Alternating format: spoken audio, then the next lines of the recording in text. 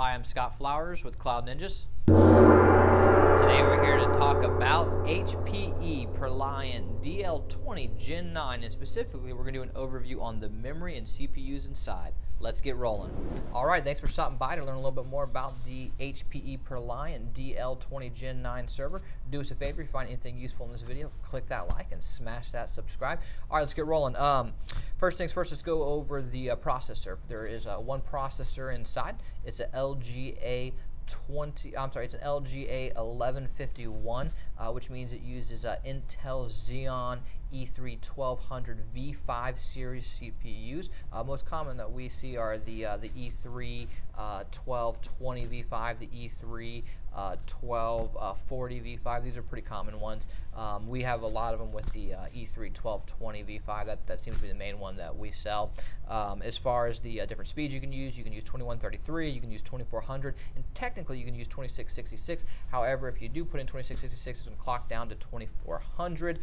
People ask, though, why do you say that? Well, just in case you have stuff laying around, you might be able to just put it in. But if you're looking to buy right now, buy the 2400. It's going to cost less, okay? As far as the sizes are concerned, you can use 4 gig, 8 gig, or 16 gig. Those are your choices. You cannot use 32 gigs. We tried putting in 32 gigs, and we put in 2 of them, it worked, but as soon as we put in 4, it did not work. So we always tell people just go ahead and get 4 16 gigs. That's going to be the best option for you, okay? The type of RAM that you can use, there's one type of RAM. It's ECC Unbuffered, which is also known as a server UDIMM, meaning the max for this machine is 64 gigabytes of 416 gigs at 2400 megahertz using ECC Unbuffered memory. That is the best option for this server. All right, now that we know a little bit more about the memory and the CPUs, let's hop inside. I want to show you how to physically install the memory. I want to show you the different channels, but before we do, I'm going to grab my ESD gear. You really never want to be inside this machine without some sort of protection, so I'm going to grab that and be right back. All right, now that we've got an ESD gear on, we're safe to open the machine. First things first, make sure latch is set to unlock. Pop it open, lift up the top, very simple, pretty much like any server you've been in before. All right, as we discussed, there is one CPU and 4 DIMM slots. It's currently hidden under the air baffle, so you are going to need to remove this air baffle. Just lift straight up. I will note it's very long down here, so you do need to just keep lifting straight up. Don't turn it. You might snag something over here. All right, one of the other things that I figured we could touch base on before we get too far along is this is a 2-bay large form factor server, which means you can put in 2 hot swap drives over here, and then you have your power supply back here, which is cabled in. That is important to note. This is a great machine for low-end applications. It's very popular in the data center community for specifically for that, especially in the hosting world. So, all right, as we discussed, one CPU controls the 4 DIMM slots over here. The start of the channel, actually, let's talk about the channels. There's 4 DIMM slots, 2 memory channels, and 2 DIMMs per channel. And you can tell by the color code. So the white is the start of each channel. Okay. So if you were only putting in 2 DIMMs, what you'd want to do is put them in slot 1 and slot 3. So it just goes 1, 2, 3, 4. But if you're putting in only 2, you want to put them in the 2 whites, which is 1 and 3. And people say, why do I do that? Why don't I put them in 1 and 2? Well, it's really simple. If you put them into 1 and 2, you basically only have 1 memory channel working for you, and you've overloaded that memory channel. What you'd prefer to do is have both memory channels working for you and working evenly. And the nice thing about that is then you have a good distribution of your load across both channels, which then maximizes your performance, which is what it's all about. You want to maximize your performance, okay?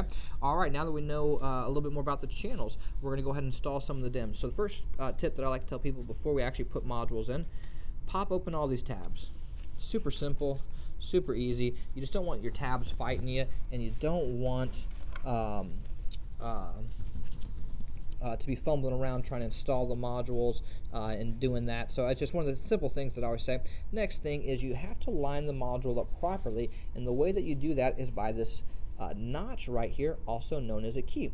This key is important because, as I said, it's not perfectly in the center, so you have to line it up. So in this case, it'll be this way. If you had it this way, what would end up happening is you would damage the leads here and potentially damage the module because there's a notch that sticks up, and you need that key to fit perfectly into that notch.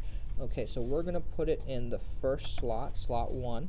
Everything's lined up. Another thing I like to note is you can see the module's in. I'm not holding the module, but the module is not fully inserted. It's a very common user error that we hear all the time where someone thinks that they have a failed module, but really the module is just not fully seated. So you want to hear these 2 clicks.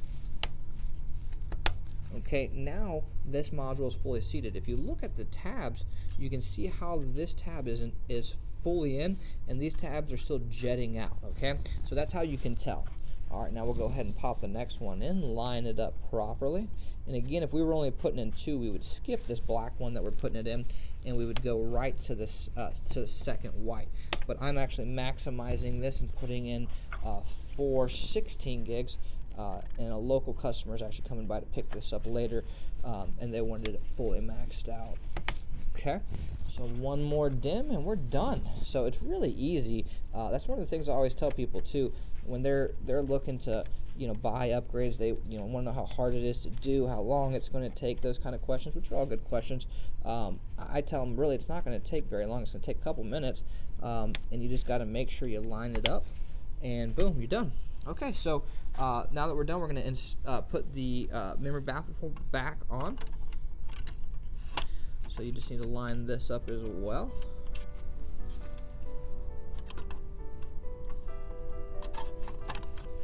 Okay, and then you put the top back on. And really, it was just that simple, and that's what I tell everyone is it takes a couple of minutes, even if you're not a true technician or you're a newer technician. It's very simple. It's one of the things I always tell people. This, you can do it, and it won't take that much time whatsoever. So, all right, now that we're done, if you're looking for any upgrades for your HPE ProLiant DL20 Gen9 or any other server for that matter, do us a favor and email us at sales@cloudninja.com. That's sales@cloudninja.com. We'd love to help you, and we'd love the opportunity to win your business. And hey, if you made it this far, click that like, smash that subscribe. Thanks a lot. Take care.